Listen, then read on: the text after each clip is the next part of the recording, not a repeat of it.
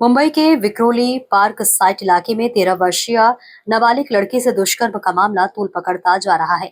आरोप है कि नफीस अहमद उर्फ सलमान नाम के युवक ने बच्ची के साथ दुष्कर्म किया, जिसके बाद पीड़िता गर्भवती हो गई। पुलिस ने आरोपी को गिरफ्तार कर लिया है, लेकिन अब हिंदुत्ववादी संगठनों ने उस पूनम बेकरी के खिलाफ भी कार्रवाई की मांग तेज कर दी है, जहां कथित तौर पर यह घटना हुई थी।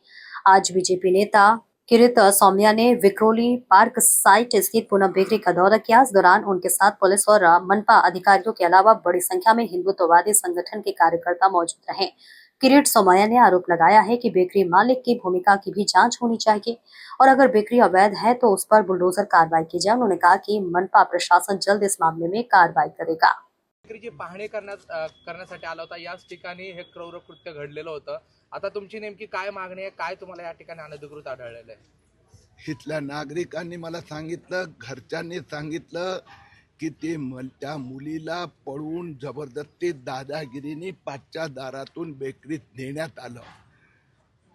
जो वरचा पहिला मजला पोटमाळ्यावर घेऊन जाऊन तिच्यावर बलात्कार केला गेला। ती खूप आरडाओरड किंचाळीत होती आणि एक 13 वर्षाच्या मुलीवर बलात्कार। त्यानंतर विक्रोळी पोलिसांनी बेकरी मालकाचं नावच तक्रारीतून वगळलं। कारण का तो सुलेमान आहे, सुलेमान बेकरीवाला, जनता बेकरीवाला। त्याचं सगळं हे बांधकाम पण बेकायदेशीर। माझा विक्रोळी पोलीस अधिकाऱ्यांना बदल मी वरिष्ठांना तक्रार केली आहे की इतक्या अमानवीय आहे।